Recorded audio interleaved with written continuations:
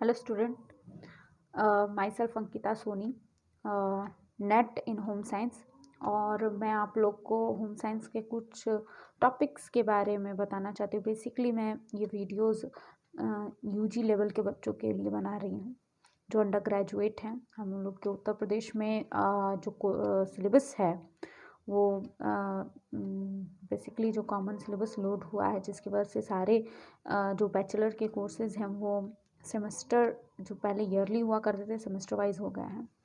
तो BA first year के first semester का ही एक टॉपिक मैंने उठाया है, आहार एवं पोषण, जिसको हम लोग इंग्लिश में फूड एंड न्यूट्रिशन कहते हैं। इसमें हम लोग आहार अर्थात भोजन के बारे में, उसके अर्थ परिभाषा, ठीक है, भोजन के कार्य, भोजन का वर्गीकरण, पोषण की परिभाषा, पोषण का अर्थ, पोषण की स्थितियाँ, पौष्टिक तत्व आदि की चर्चा के बारे में चर्चा करेंगे। मेरा पहला ये जो वीडियो है मैं अपने इस टॉपिक पे बना रही हूँ, आहार एवं पोषण। So let's start the video. पहले भी आप देख चुके हैं, इस पर बहुत से लाइंस वगैरह ऑलरेडी हो चुकी हैं, बिकॉज मैंने एक बार पहले भी ये वीडियो बनाया, जिसकी वजह से मैंने सेम नोट्स का यूज़ किया था, पर वीडियो में आवाज़ नहीं आ पाया था। So sorry for this dirtiness. So मैं स्टार्ट करती हूँ। ओके, तो सबसे पहले हमारा जो टॉपिक है फूड एंड न्यूट्रिशन, इसमें सबसे पहले हम लोग डिफाइन करते हैं what is food, what is the meaning of food. भोजन का अर्थ क्या है। तो भोजन के अर्थ को सबसे पहले तो देखिए, तो हम सभी भोजन करते हैं। भोजन के बिना हमारा जीवन, हम कह सकते हैं कि हम बिना भोजन के रह ही नहीं सकते हैं। बेसिकली हमारे जीवित रहने के लिए कुछ मेजर चीज़ें हैं जो इम्पोर्टेंट होती हैं, जिसमें से एक है भोजन, ठीक है, कपड़ा और मकान। एक अच्छा जीवन व्यतीत करने के लिए हमें इन तीन चीज़ों की बहुत आवश्यकता होती है। तो उन तीनों में सबसे ऊपर होता है भोजन, ठीक है ना। तो भोजन जो है हमारा एक बहुत इम्पोर्टेंट नीड है, ठीक है ना। सबसे पहले हम देख लेते हैं भोजन का अर्थ, कि इसमें मैंने इंग्लिश में लिखा हुआ है जो मैं आपको पढ़ के समझाऊंगी। The term food refers to anything that we eat, जो कुछ भी हम खाते हैं। भोजन क्या है? जो कुछ भी हम खाते हैं। What it refers anything that we eat, जो कुछ भी हम खाते हैं। And which nourishes the body, जो हमारे शरीर को क्या करता है? नरिश करता है, मीन्स पोषित करता है। ये हमारे शरीर को क्या करता है? पोषित करता है। हम चावल खाते हैं, दाल खाते हैं, रोटी खाते हैं, सब्जी खाते हैं, फ्रूट्स खाते हैं, बहुत सी चीज़ें अपने डाइट में इंक्लूड करते हैं। तो एक तो पहली चीज़, जो कुछ भी हम खा रहे हैं वो कैसा होना चाहिए? खाने योग्य होना चाहिए। हम घास भी तो खा सकते हैं, खाते नहीं हैं क्यों? क्योंकि वो हमारे शरीर को पोषित नहीं करता है, हमारे शरीर के लिए इम्पोर्टेंट नहीं है वो, है ना। तो बेसिकली ऐसा जो कुछ भी खाने योग्य हो और नरिश करे, हमारे शरीर को पोषित करे। और पोषित कैसे हम कह सकते हैं कि वो पोषित? जब हम कुछ भी खाते हैं, जब हम कोई भोजन लेते हैं, तो भोजन हम ग्रहण करने के बाद पाचन की प्रक्रिया होती है, ठीक है ना। पाचन होता है, पाचन हमारे शरीर के विभिन्न अंगों में अलग अलग विभिन्न हिस्सों में अलग अलग तरीके से उसमें कुछ केमिकल चेंजेस होते हैं, ठीक है ना। जिसके बारे में हम लोग अपने नेक्स्ट वीडियो में जब हम डाइजेशन पढ़ाएंगे, उसके में हम लोग पढ़ेंगे कैसे भोजन में का पाचन होता है, किस तरीके से उसके तत्व टूट करके सिंपलेस्ट फॉर्म में कन्वर्ट होते हैं और वो हमारे बॉडी में एब्जॉर्ब होते हैं। और फिर एब्जॉर्प्शन के बाद जब हम भोजन करते हैं, तो भोजन करने के बाद जब हमारे शरीर में जब उसका पाचन हो जाता है, तो हमें ये जो हम भोजन करते हैं वो एक हम कह सकते हैं जटिल रूप में होता है। जटिल रूप से हम उसे मतलब कि सरल रूप में परिवर्तित करते हैं, और वो सरल रूप में परिवर्तन के बाद ही हमारा शरीर उसे क्या करता है? ग्रहण कर पाता है, अदरवाइज वो ग्रहण नहीं होगा हमारे शरीर में। तो ग्रहण करने के पश्चात हमारे ब्लड में मिल करके हमारे शरीर के अलग अलग हिस्सों में, यानी कि हमारे सेल्स में वो जाता है। सेल्स में जाने के बाद उसको आवश्यकता अनुसार जिस फॉर्म में जिस कार्य के लिए यूज़ करना होता है उसमें हम इसका इस्तेमाल करते हैं। जैसे कि सेल्स में माइटोकॉन्ड्रिया होता है, हमने भोजन किया, भोजन में कार्बोहाइड्रेट है, कार्बोहाइड्रेट जो हम लेते हैं वो स्टार्च के रूप में अगर है, या फिर हम कह सकते हैं कि गैलेक्टोज के रूप में है, लैक्टोज के रूप में है, तो वो कन्वर्ट हो जाता है पूरे पाचन के दौरान ग्लूकोज में। ग्लूकोज में कन्वर्ट हो जाता है। वो ग्लूकोज हमारे ब्लड के थ्रू जाता है सेल्स में जाने के बाद माइटोकॉन्ड्रिया उसे क्या कर देता है, एनर्जी में कन्वर्ट कर देता है, ऊर्जा में कन्वर्ट कर देता है। ठीक है, तो बेसिकली ऊर्जा में कन्वर्ट करने के बाद वो जब हम कार्य करते हैं तो हमें वो एनर्जी वो खर्च हो जाती है। तो हम जो कुछ भी खाते हैं वो हमारा ईटेबल होना चाहिए, हमारे बॉडी को नरिश करना चाहिए। इसके बाद से it include solid, semi solid and a liquid. भोजन कैसा हो सकता है, ठोस हो सकता है, अर्ध ठोस हो सकता है, या अर्ध तरल भी हम इसे कह सकते हैं, और क्या हो सकता है, तरल रूप में होता है। ठीक है ना, हम ठोस रूप में रोटी खा लेते हैं, और तरल रूप में जैसे हम खिचड़ी खा लेते हैं, और तरल रूप में हम जूस पी लिए, दूध पी लिए, ये सब चीज़ें तरल फॉर्म में है। ठीक है, अब देखिए यहाँ पे दिया है कि 2 important factors for any item to be called food are. 2 ऐसे फैक्टर्स हैं जिसके थ्रू हम एक भोजन को भोजन कह सकते हैं। पहला है हमारा, it should be worth eating, खाने योग्य होना चाहिए। अगर वो खाने योग्य नहीं है तो वो हमारा भोजन नहीं हो सकता है। ठीक है ना, अर्थात इट शुड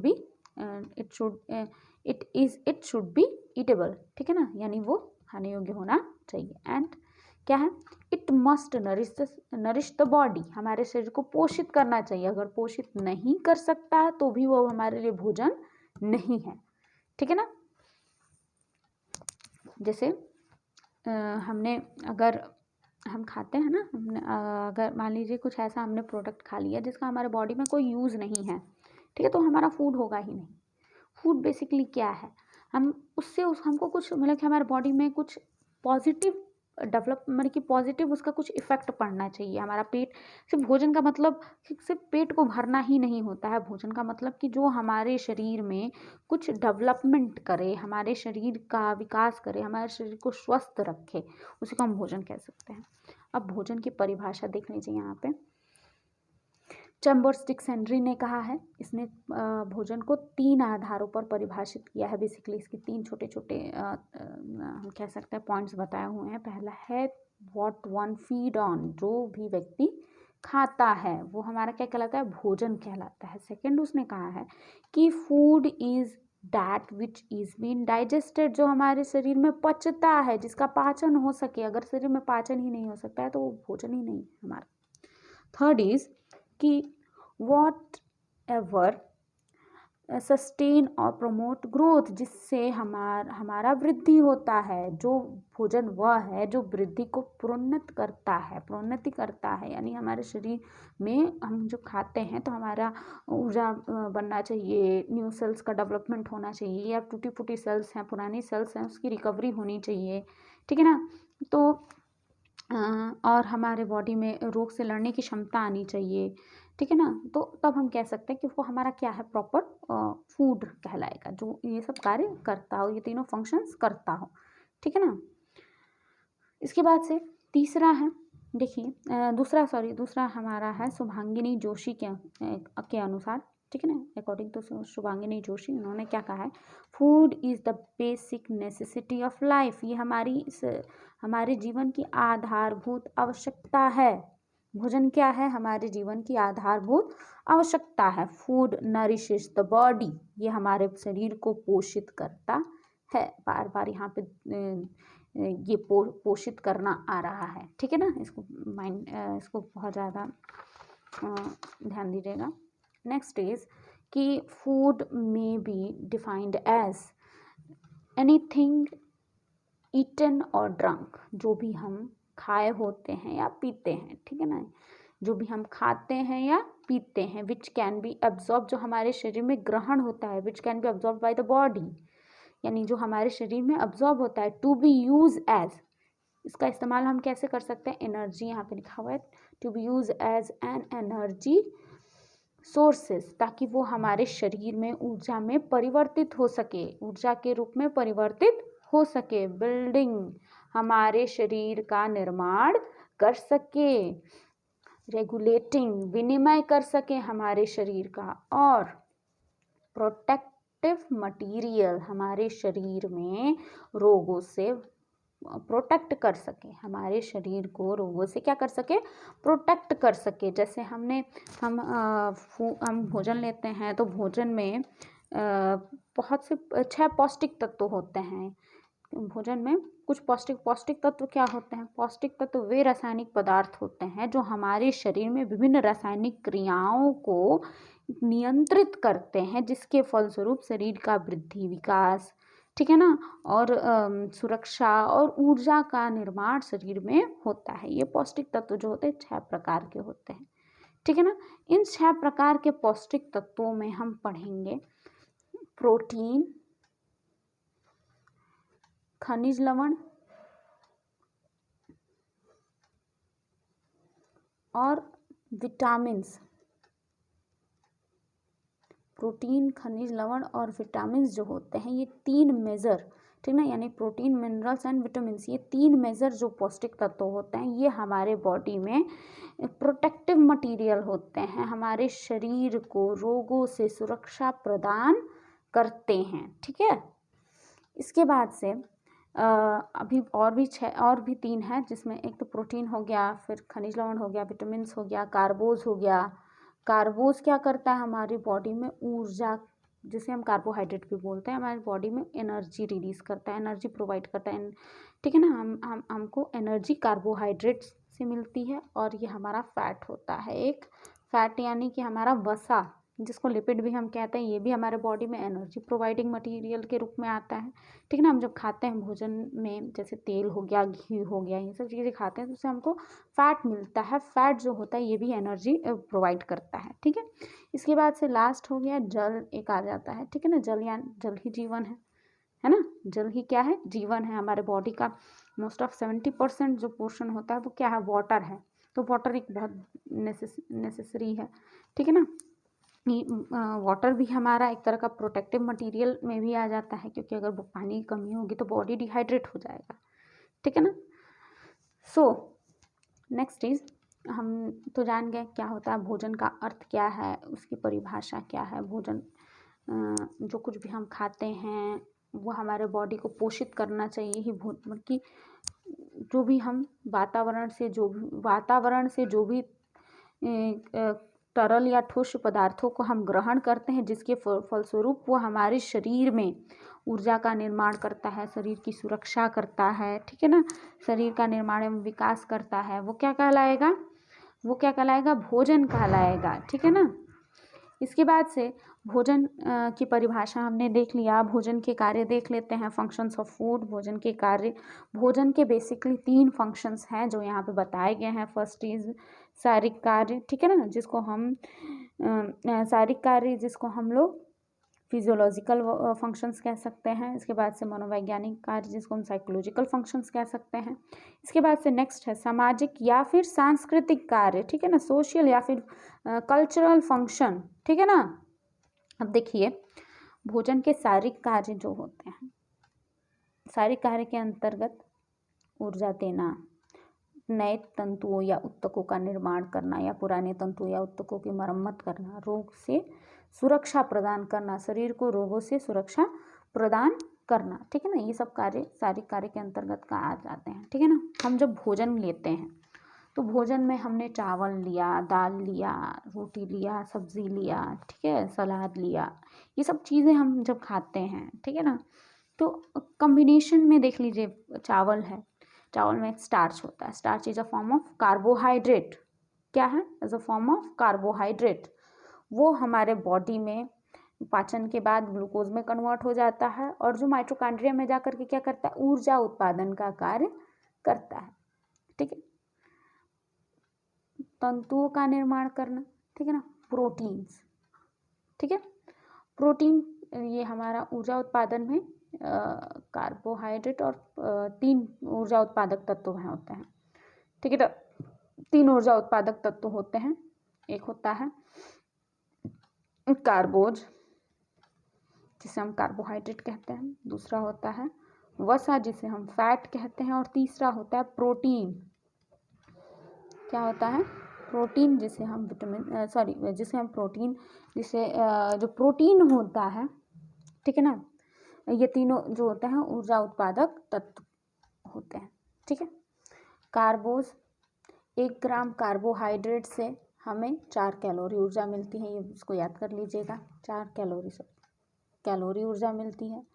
ठीक है ना, 1 ग्राम वसा से हमें 9 कैलोरी ऊर्जा मिलती है, ये याद रखिएगा। और 1 ग्राम प्रोटीन से हमें 4 कैलोरी ऊर्जा मिलती है, ये याद रखिएगा, बहुत इंपॉर्टेंट है। ठीक है, कार्बोहाइड्रेट हो, वसा हो या प्रोटीन हो, तीनों ही ऊर्जा उत्पादक तत्व होते हैं, लेकिन ऊर्जा उत्पादन में सबसे इम्पोर्टेंट भूमिका होती है कार्बोहाइड्रेट की। ठीक है ना, भले ही वसा में 1 ग्राम वसा खाने से हमें 9 कैलोरी ऊर्जा मिल रही है, लेकिन ये ऊर्जा प्राप्ति का सबसे उत्तम साधन नहीं होता है। ऊर्जा प्राप्ति का सबसे उत्तम साधन कार्बोहाइड्रेट को ही माना जाता है। क्यों ऐसा होता है? कारण ये है कि कार्बोहाइड्रेट पाचन के बाद ऊर्जा में ग्लूकोज में कन्वर्ट हो जाता है। वो ग्लूकोज हमारे बॉडी में माइटोकॉन्ड्रिया में जाने के बाद सीधे ऊर्जा में तब्दील हो जाता है, लेकिन वसा के साथ ऐसा नहीं होता है।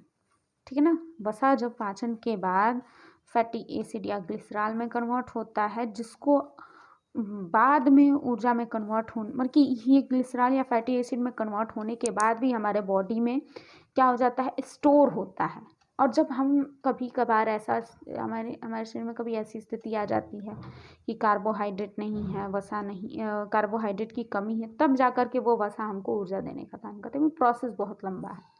ठीक है ना, इसीलिए कार्बोहाइड्रेट को ऊर्जा प्राप्ति का उत्तम साधन माना जाता है। प्रोटीन भी ऊर्जा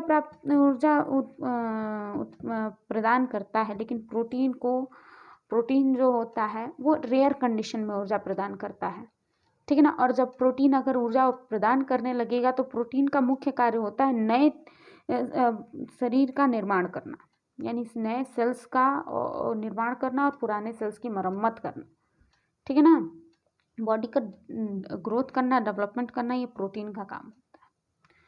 प्रोटीन अगर अपना ऊर्जा उत्पादन का कार्य करने लगेगा तो उसका जो मेन फंक्शन होता है बॉडी का ग्रोथ करना, डेवलपमेंट करना, वो इफेक्ट हो जाएगा।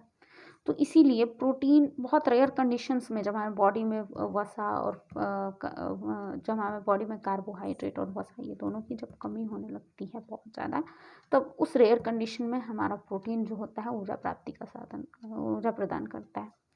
हमारा जो भारत वर्ष है, जो भारत देश है, हमारे देश में ऊर्जा प्राप्ति का मुख्य साधन जो होता है कार्बोहाइड्रेट को ही माना जाता है। ठीक है ना, और विदेशों में ऊर्जा प्राप्ति का मुख्य साधन प्रोटीन को बनाया जाता है। प्रोटीन अधिक लिया जाता है, जिससे कि उसको अपना इफेक्टिव, मतलब कि जो अपना जो मेन फंक्शन है वो भी कर ले, एज वेल एज ऊर्जा का भी निर्माण कर सके। ठीक है, इसके बाद से तंतुओं का निर्माण करना। ठीक है ना, तंतुओं का निर्माण करना नहीं, नए सेल्स या पुराने नए सेल्स का फॉर्मेशन करना या पुराने सेल्स की मरम्मत करना, ये प्रोटीन का बेसिक फंक्शन होता है। प्रोटीन जो होता है निर्माणात्मक तत्व माना जाता है, ये हमारे बॉडी में सेल्स का फॉर्मेशन करता है। ठीक है ना, इसके बाद से रोगों से सुरक्षा प्रदान करना। रोगों से सुरक्षा प्रदान करना ये मेन फंक्शन ये प्रोटीन भी होता है। प्रोटीन भी रोगों से सुरक्षा प्रदान करता है। खनिज लवण भी होता है, मिनरल जिसे हम कहते हैं, वो भी रोगों से सुरक्षा प्रदान करता है। इसके बाद से विटामिन भी होता है, ये भी हमें रोगों से सुरक्षा प्रदान करता है। और इस जल भी इसमें आता है, वाटर। ठीक है ना, प्रोटीन जो होता है, प्रोटीन की कमी से क्वाशियोकर और मरस्मस नामक दो रोग हो जाते हैं। प्रोटीन माल न्यूट्रिशन भी हो जाता है। मिनरल्स होते हैं बॉडी में, अलग अलग तरह के मिनरल्स होते हैं। ठीक है ना, मिनरल्स की कमी से भी अलग अलग तरह के रोग हो जाते हैं, जैसे कि आयरन है, आयरन की कमी से एनीमिया हो जाता है। आयोडीन है, आयोडीन की कमी से हमारा घीघा ग्वाइटर जिसको बोलते हैं हो जाता है। ठीक है ना, इसके बाद से कैल्शियम है, कैल्शियम की कमी से रिकेट्स हो जाता है। ठीक है, रिकेट्स बच्चों का रोग है, बच्चों में बेसिकली होता है। विटामिन्स होता है, विटामिन्स हमारे बॉडी में बेसिकली अगर जल में मतलब कि विलेयता के आधार पर देखा जाए तो विटामिन 2 तरह के होते हैं। एक होता है जल में घुलनशील और एक होता है वसा में घुलनशील। जल में घुलनशील विटामिन 2 प्रकार के होते हैं, विटामिन बी कॉम्प्लेक्स और विटामिन सी।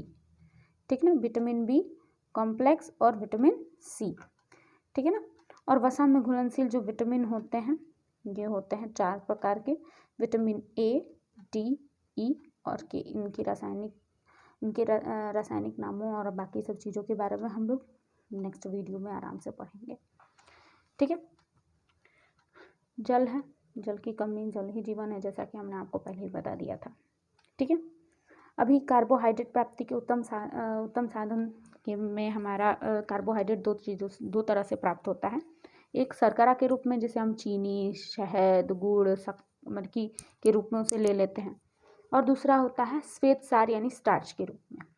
स्टार्च के रूप में कार्बोहाइड्रेट हमको अनाजों से, चावल से, ठीक है ना, जितने भी मतलब कि शाकाहारी भोजन होता है, ठीक है ना, उसमें कुछ ना कुछ हद तक स्टार्च मतलब कि कार्बोहाइड्रेट पाया ही जाता है स्टार्च के फॉर्म में। ठीक है। तो हम उसको लेते हैं, राजमा वगैरह में सब अच्छी मात्रा में स्टार्च वगैरह पाया जाता है। ठीक है। आलू है, शकरकंद है, जितने मीठे फल हो गए उसमें कार्बोहाइड्रेट होता है। ठीक है। इसके बाद से वसा प्राप्ति का उत्तम साधन हो गया तेल, घी, मक्खन, ठीक है ना, आपका क्रीम। ठीक है। ये सब जो होता है वसा प्राप्ति का उत्तम साधन है। जितने भी तिल बीज हो गए, तिल बीज यानी जो हम लोग जो भी हम लोग जैसे सरसों वगैरह हो गया, जो तिल वगैरह सब आ जाते हैं, इनसे जो तेल निकल उसमें पाया जाता है ना, उसमें पाया जाता है हमारे वसा पाए जाते हैं। सूखे मेवे हो गए उनमें वसा पाया जाता है। इसके बाद से प्रोटीन हो गया। प्रोटीन जो होता है दो तरह से प्राप्त होता है। प्राप्ति के आधार पर प्रोटीन वनस्पति, एक तो वनस्पति जगत से यानी पौधों से, ठीक है ना, पेड़ पौधों से जो हम जिनमें प्रोटीन पाया, जैसे दाल हो गए, फलियाँ हो गई, इसमें प्रोटीन पाया जाता है।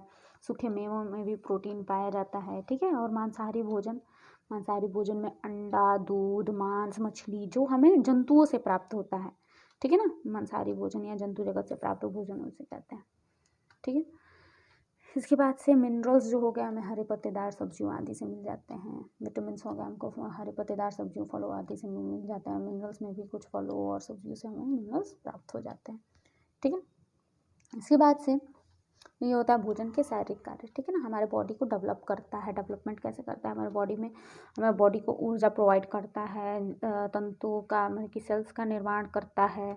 ठीक है ना, टूटे फूटे सेल्स का मरम्मत करता है। सिर्फ सेल्स का ही नहीं, हमारे बॉडी में एंजाइम्स, हार्मोन्स, एंटीबॉडीज़ जितने भी होते हैं ये सब का फॉर्मेशन प्रोटीन ही करता है।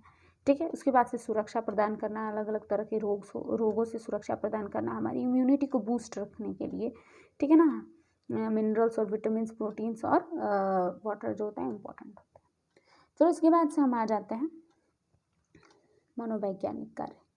ठीक है ना, साइकोलॉजिकल फंक्शन।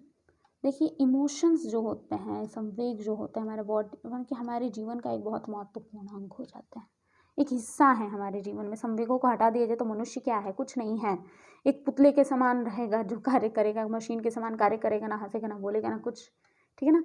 तो हमारे इन संवेगों को हमारा भोजन भी प्रभावित करता है। जैसे कि अगर आपकी माँ आपके लिए आपका पसंदीदा भोजन बनाती है तो आप खुश हो जाते हैं, है ना। अगर आप बीमार होते हैं तो आपको खिचड़ी वगैरह जैसी चीज़ें दी जाती है जो आपको अच्छा नहीं लगता है, तो उसकी वजह से आप थोड़ा उदास हो जाते हैं। तो ये सब चीज़ें होती हैं, भोजन का हमारे इमोशंस पर भी प्रभाव पड़ता है। ठीक है ना। तो भोजन हमको संतुलित रखता है, ठीक है, हमें सांवेगिक रूप से प्रभावित करता है। ठीक है। हमारे संवेगों पर उसका एक बहुत इफेक्टिव मतलब कि बहुत ज़्यादा इफेक्ट होता है। ठीक है ना। इसके बाद से देखिए नेक्स्ट है सामाजिक कार्य और सांस्कृतिक कार्य। देखो खाना हमारे जीवन के हर पहलू से जुड़ा हुआ है। भारत एक ऐसा देश है कि यहाँ भारत ही क्या पूरे विश्व में हम लोग एक दूसरे को भोजन के थ्रू जोड़ते हैं ना। किसी का जन्म हो गया, जन्म से लेकर के मृत्यु तक हमारे हर सामाजिक कार्यक्रमों में भोजन एक महत्वपूर्ण अंग के रूप में या एक बहुत महत्वपूर्ण हम कह सकते हैं, हाँ, अंग के रूप में हमें एक दूसरे से जोड़ता है। एक ऐसा साधन है जो दो लोगों को जोड़ रहा है, दो समुदायों को जोड़ रहा है, दो परिवारों को जोड़ रहा है, दो व्यक्तियों को जोड़ रहा है। आप जब कभी किसी के सामने समक्ष जाते हैं या आपका कोई मित्र है, भूखा है, या फिर आप किसी से दोस्ती करना चाहते हैं, ठीक है, तो आप उसको कुछ भोजन देते हैं, ठीक है, या फिर अपना खाना शेयर कर लेते हैं, तो आपका धीरे धीरे एक सामाजिक संबंध बनता चला जाता है, अच्छा सामाजिक संबंध बनता चला जाता है, ठीक है ना। तो इस तरह से भोजन सामाजिक संबंधों को बनाने में भी सहायता करता है। हम बेसिकली घर में या कोई अगर सदस्य आ जाता है तो उसको अच्छे से खाना खिलाया जाता है, अच्छे से आदर सत्कार किया जाता है, विभिन्न प्रकार के पकवान खिलाए जाते हैं। कारण यही है क्योंकि वो हमें सामाजिक रूप से और ज़्यादा वो प्रदर्शित करता है कि हम आपको बहुत पसंद करते हैं, ठीक है ना। तो हमारे सामाजिक संबंध को और बेहतर बनाता है। कल्चरल फंक्शन, सांस्कृतिक कार्य, भोजन। भारत विभिन्न संस्कृतियों का देश है। यहाँ अलग अलग धर्म, जाति, रीति रिवाज के लोग एक साथ निवास करते हैं और यहाँ का फूड, यहाँ के लोगों, यहाँ का जो कल्चर है, यहाँ के फूड से बहुत ही ज़्यादा, मतलब कि हम देखते हैं ना अपने भोजन पे अपने संस्कृति की छाप, कहते हैं ना। जैसे हमारा उत्तर प्रदेश देख लीजिए, बाटी चोखा के लिए बहुत ज़्यादा प्रसिद्ध है ना। गुजरात है, वहाँ फाफड़ा देखिए, फाफड़ा हो गया। इसके बाद से हमारा क्या कहते हैं, ढोकला हो गया, बाकी सब चीज़ों के लिए बहुत ज़्यादा प्रसिद्ध है। इसके बाद से हमारा साउथ इंडिया में हमारा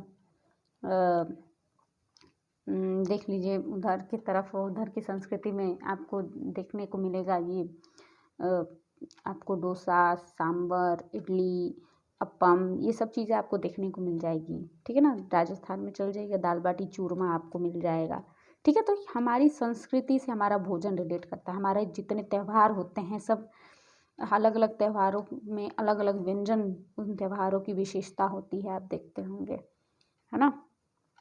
जैसे कि हमारा होली देख लीजिए, होली में गुजिया वगैरह बनाया जाता है ना। प्रदर्शित करता है। गुजिया हम ऐसे भी बना सकते हैं, लेकिन बेसिकली जब भी होली आती है गुजिया बनता ही बनता है ना।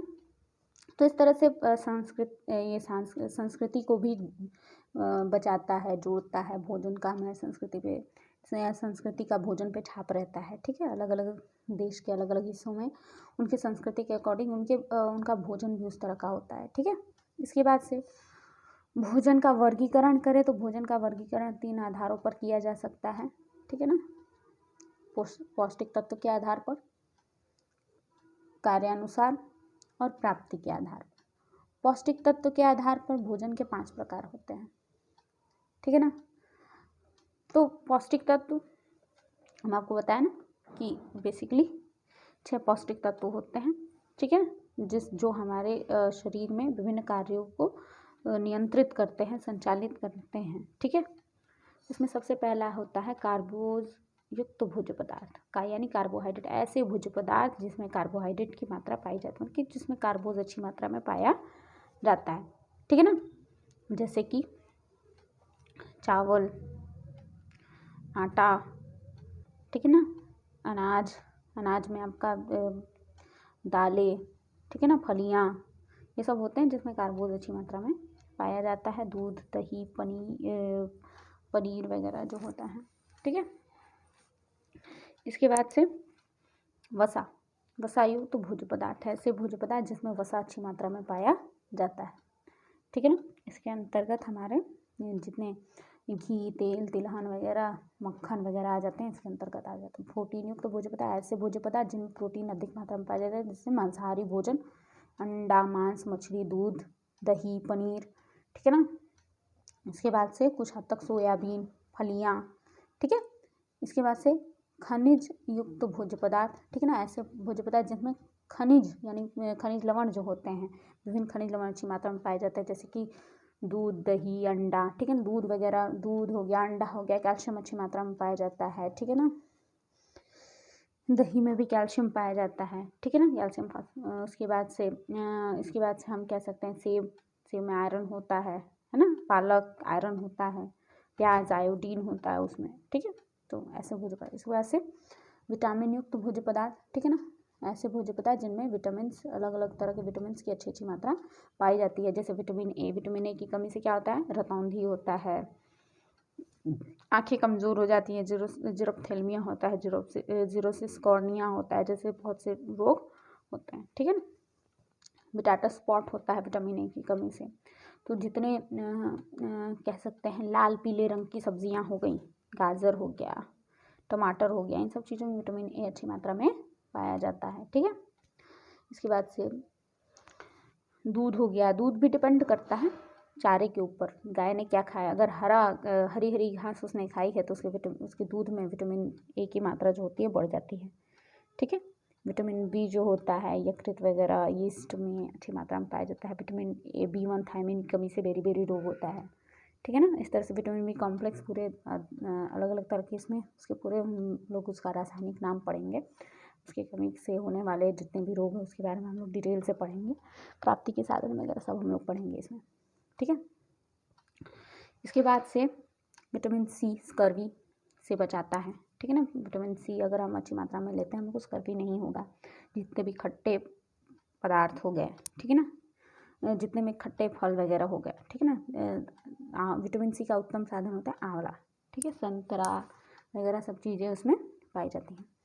कार्यानुसार भोजन का वर्गीकरण अगर हम करें, ठीक है ना, कार्यानुसार भोजन का वर्गीकरण करें तो भोजन कौन कौन से कार्य करते हैं, अभी जैसे हमने बताया शरीर निर्माण कार्य प्रोटीन जो होता है, ठीक है ना।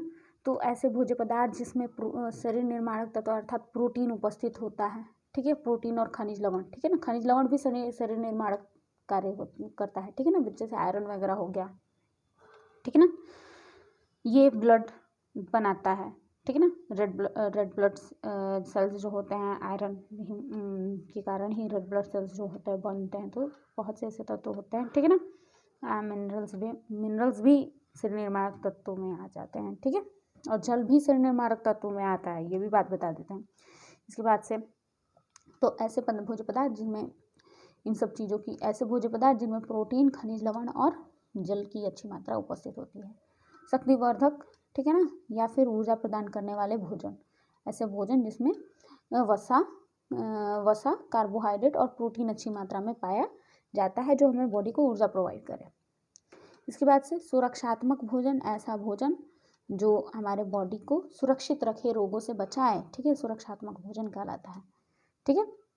जैसे जिसमें protein minerals protein minerals vitamin और वाटर अच्छी मात्रा में पाया जाता है, ठीक है। इसके बाद से हमारा आ जाता है प्राप्ति के आधार पर भोजन का वर्गीकरण। प्राप्ति के आधार पर भोजन का वर्गीकरण में दो तरह का हो जाएगा, वनस्पति जगत से प्राप्त भोज्य पदार्थ और पशु या जंतु जगत से प्राप्त भोज्य पदार्थ। तो वनस्पति जगत से प्राप्त भोज्य पदार्थ वे भोज्य पदार्थ होते हैं जो हमें पेड़ पौधों से प्राप्त होते हैं, जैसे भी जितने भी अनाज हो गए, सब्जियां हो गई, फल हो गए, ये सब इसके अंतर्गत आ जाते हैं, ठीक है। वनस्पति उसके बाद से प्राणी जगत से प्राप्त या पशु जगत से प्राप्त भोज्य पदार्थों के अंतर्गत हमारा आ जाएगा जी ऐसे भोज्य पदार्थ जो हमें जंतुओं से प्राप्त होते हैं, ठीक है, जैसे दूध, मांस, ठीक है, मछली हो गया, इसके बाद से अंडा हो गया, ठीक है ना, वो सब हमें क्या होता है, ये हमें आ जाते हैं जंतु जगत से प्राप्त भोज्य पदार्थ के अंतर्गत, ठीक है। तो आज हमारा ये टॉपिक, हमने एक टॉपिक अपना फिनिश कर लिया है, ठीक है, भोजन, जिसके अंतर्गत हमने भोजन का अर्थ, परिभाषा, उसके कार्य और उसका वर्गीकरण पढ़ा है, ठीक है। और अब हमारा अगला टॉपिक अगले वीडियो में आपको मिलेगा, जिसमें हम लोग पोषण के बारे में डिस्कस करेंगे, पोषण का अर्थ, परिभाषा, उसके कार्य के बारे में डिस्कस करेंगे। Thank you for watching video.